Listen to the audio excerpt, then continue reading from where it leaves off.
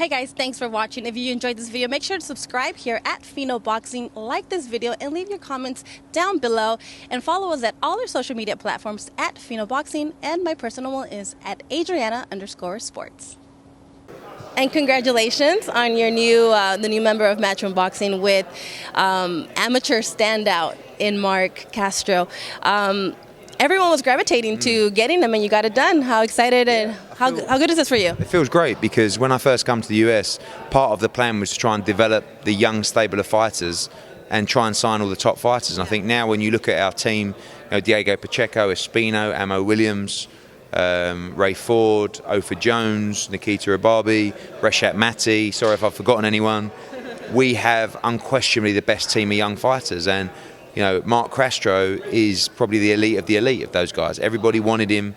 I've been working on him for a long time, and I'm pleased that he's put his faith in us because it's exciting to work with young talent. And now I think with our global deals in place, we're able to box these guys all around the world. And we're the only promotional company in the world that have international deals with broadcasters that mean that we can fight people on our shows around the world, not like getting a slot on someone else's and saying it's in association with. They're our shows. We can create these global schedules for these great young stars, and he's going to get every opportunity to be a superstar. It's up to him now. If he's good enough, he'll make it with us.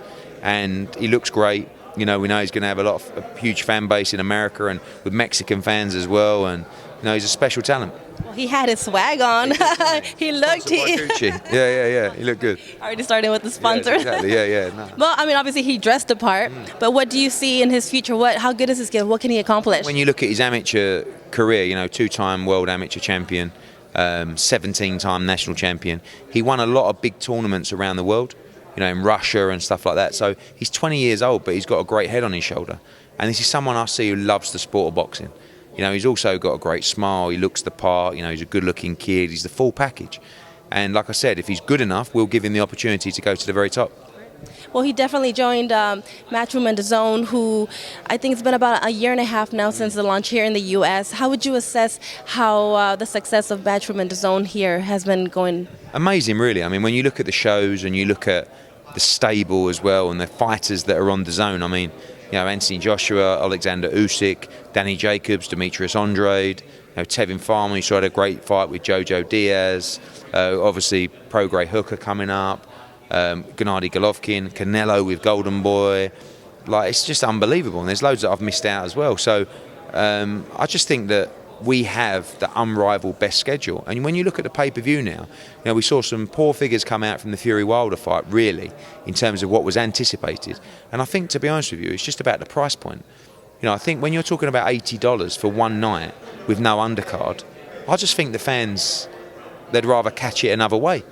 I think you have to provide a price point that means you're not willing to wait or find out what the result is on social media. You're not willing to find an illegal stream. And with DAZN, with $99 a year, there's no excuse. You don't have to find illegal streams. You can watch the whole schedule for a price of basically one night of pay-per-view. So I just think that the way that DAZN have come in and disrupted the market, Oscar says that pay-per-view's dead. No, it's not dead. But I do think that people are starting to think about paying $80 for one night is a lot of money. It's a lot of money. And I think now you're in a stage where with Twitter and Instagram and it's almost like you've got a running commentary of everything as it's going on. The first part of that fight I followed on Twitter before I actually got myself up and went and watched it.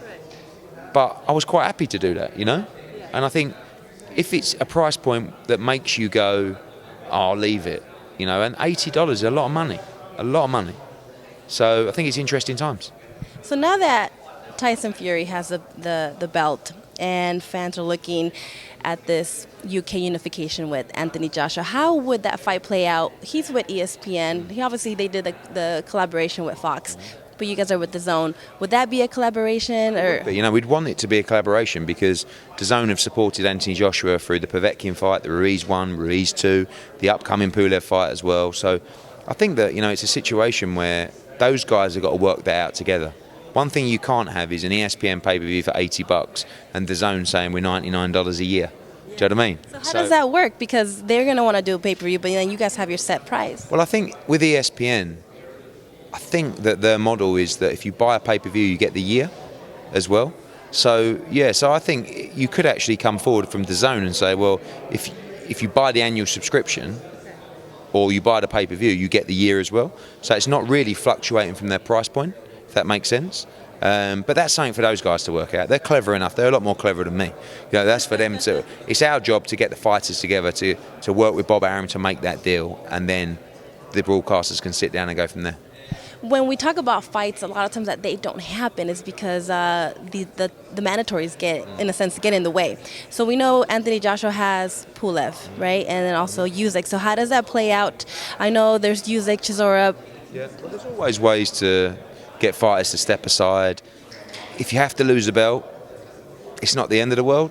It'd be great if it was undisputed, but you know, sometimes that's unavoidable. So, you know, money talks and money makes everything possible. So we'll see what happens. Can you give me an update with USYK, CHISORA? Yeah, that's very close now. It looks like towards the end of May in London. We're quite close to an announcement. And I heard you say that Saudi Arabia perhaps in the summer. Yeah, we have an event in Saudi Arabia in July that we're working on. We'd love Manny Pacquiao to be a part of that. So we're just going through that at the moment, see what happens with Mikey Garcia on Saturday night as well. And yeah, hopefully be back there in July. Manny Pacquiao with DAZN, Saudi Arabia. What else? What more can you give me? That's pretty interesting already. You know, obviously it would be a big honour for me to do that, and DAZN would love him to add him to the schedule. So we'll see if we can get it done. Eddie, I appreciate your time like always. I'll talk to you tomorrow. Thank you. Hey guys, thanks for watching. If you enjoyed this video, make sure to subscribe here at Fino Boxing, like this video, and leave your comments down below. And follow us at all our social media platforms at Fino Boxing, and my personal one is at Adriana_sports.